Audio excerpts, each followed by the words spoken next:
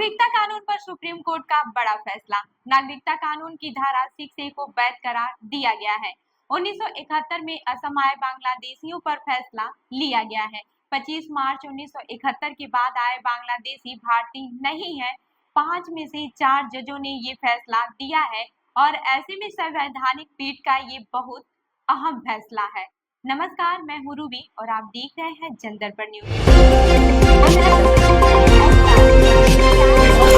आप देख रहे हैं जनदर्पण, सत्ता का खेल, गणित की नजर, सत्ता गणित। सुप्रीम कोर्ट की 5 जजों की पीठ ने 1 के मुकाबले 4 के बहुमत से नागरिकता अधिनियम 1955 की धारा 6A को वैध ठहराया है। ये प्रावधान असम अकार्ड समझौते के बाद लाया गया था। इस प्रावधान में कहा गया था कि भारतीय मूल के वो व्यक्ति जो 25 मार्च 1971 के पहले भारत आए थे, उन्हें भारतीय नागरिक माना जाएगा। चीफ जस्टिस डीवाईजी चंद्रचूड़ और justice Suryakant, justice MM Sundresh और जस्टिस मनोज मिश्रा ने इस प्रावधान को वैध ठहराया, जबकि जस्टिस JB पारदीवाल ने कहा कि ये प्रावधान असंवैधानिक है। अब जानते हैं कि ये पूरा मामला क्या है। 1971 में बांग्लादेश की आजादी के दौरान बड़ी तादाद में लोग बांग्लादेश से असम आए थे और इसके विरोध में राज्य के बड़े पैमाने पर विरोध प्रदर्शन हुए। करीब 6 साल के आंदोलन के बाद भारत सरकार और ऑल असम स्टूडेंट यूनियन के बीच 1985 में एक समझौता हुआ, जिसे असम अकार्ड कहा जाता है। इस समझौते के बाद नागरिक अधिनियम में धारा 6A को जोड़ा गया था। ये उन अप्रवासियों के लिए था जिनके माँ बाप या दादा दादी में से किसी एक का भी जन्म अविभाजित भारत में हुआ था। अगर ऐसे में अप्रवासी बांग्लादेश से असम में आकर रहने लगे तो उन्हें इन शर्तों के साथ नागरिकता दी जाएगी। जो 1 जनवरी 1966 से पहले आए थे, उन्हें भारत का नागरिक माना जाएगा। जो 1 जनवरी 1966 के बाद पर 25 मार्च 1971 के पहले असम आए थे, उन्हें भी भारत के नागरिक माना जाएगा, पर उन्हें वोट देने का अधिकार नागरिकता मिलने के बाद 10 साल बाद मिलेगा। जो 25 मार्च 1971 के बाद असम आए, उन्हें भारतीय नागरिकता नहीं मिलेगी और उन्हें भारत से निकाला जा सकता है। वहीं इस प्रावधान के खिलाफ गैर सरकारी संस्था असम पब्लिक वर्कर्स ने 2009 में एक याचिका दायर की थी। सम्मिलिता महासंघ और कुछ और संगठनों ने भी ये कहते हुए याचिकाएं दायर की थी कि ये प्रावधान संविधान के खिलाफ जाता है। अब बात करते हैं कि याचिकाकर्ताओं ने क्या कुछ कहा। याचिकाकर्ताओं ने कहा कि नागरिकता अधिनियम का ये प्रावधान सिर्फ असम पर लागू है, बाकी किसी भी राज्य में नहीं। ये राज्यों के बीच भेदभाव करता है, इसलिए संविधान में अनुच्छेद 14 यानी कि समानता का अधिकार के विरुद्ध जाता है। उन्होंने कहा कि बाकी राज्यों में भी अप्रवासी की समस्या है, जैसे पश्चिम बंगाल पर सिर्फ असम में नागरिकता के अलग नियम है। उनका यह भी कहना था कि 1971 की कट ऑफ डेट बिना किसी तर्क की चुनी गई थी। उन्होंने यह भी कहा कि संविधान के अनुच्छेद 6 और 7 में पाकिस्तान से भारत आए लोगों के लिए भी नागरिकता के नियम दिए हैं, जो नागरिकता अधिनियम की धारा 6A से अलग है। याचिकाकर्ताओं के मुताबिक बांग्लादेश से भारी तादाद में अप्रवास के कारण असम में जनसंख्याकीय बदलाव आया है और इससे असम की संस्कृति को खतरा है।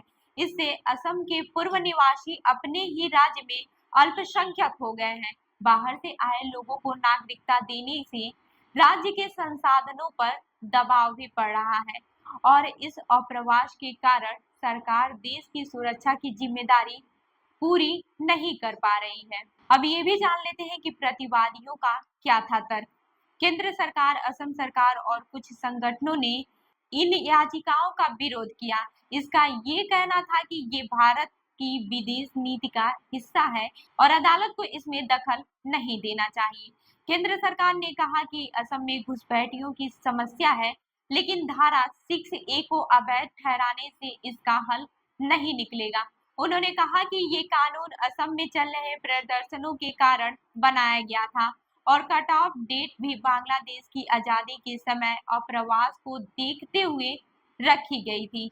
इसीलिए इसे सिर्फ असम में ही लागू किया गया था और ये अनुच्छेद 14 के खिलाफ नहीं है।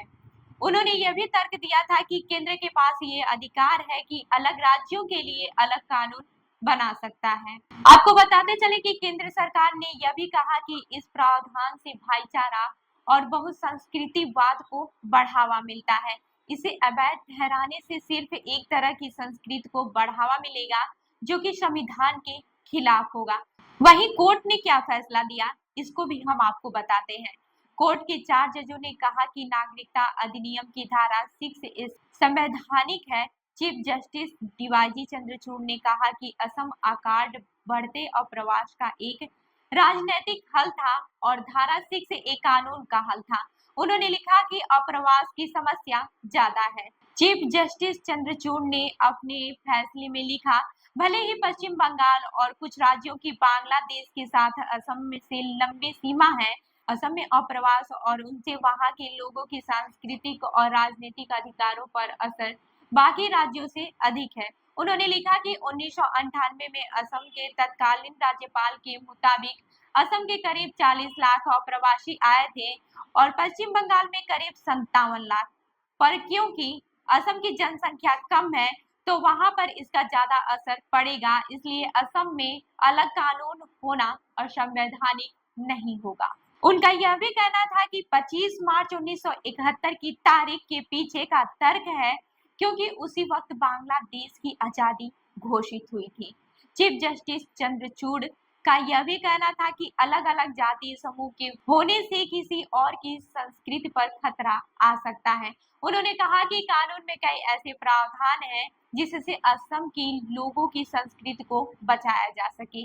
3 और न्यायाधीशों ने भी अलग कानून के फैसले में यही ठहराया। हालांकि जस्टिस जेपी पारदीवाल ने कहा कि 1985 में जब ये प्रावधान लाया गया तब असंवैधानिक नहीं था, पर समय बीतने का कारण यह भी साफ हो गया है कि वो एक आर्बिट्रेरी कानून है। उन्होंने इसे असंवैधानिक ठहराया। जस्टिस पारदीवाल ने कहा कि इस प्रावधान से अप्रवासी और बढ़ गए हैं और इसमें घुसपैठ को ढूंढने की जिम्मेदारी सरकार पर दी गई है और इसे कोई निर्धारित समय नहीं दिया गया है कि काम कब तक पूरा होना चाहिए। इसके कारण यह समस्या अब तक चलती आ रही है। बहरहाल 3 जजों ने अपने फैसले में सरकार को कुछ निर्देश भी दिए।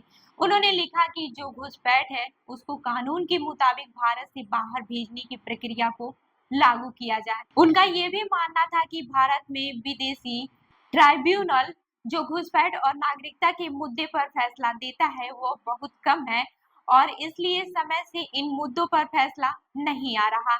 इसलिए घुसपैठियों को ढूंढने का काम सुप्रीम कोर्ट के देखरेख में होना चाहिए। उन्होंने चीफ जस्टिस से निवेदन किया है कि वो इस मुद्दे की निगरानी के लिए एक नई पीठ बनाए। तो इस खबर पर क्या है आपका कहना, हमें जरूर बताएं। ऐसी ही अन्य खबरों के लिए जुड़े रहिए हमारे साथ, देखते रहिए जन दर्पण न्यूज। धन्यवाद।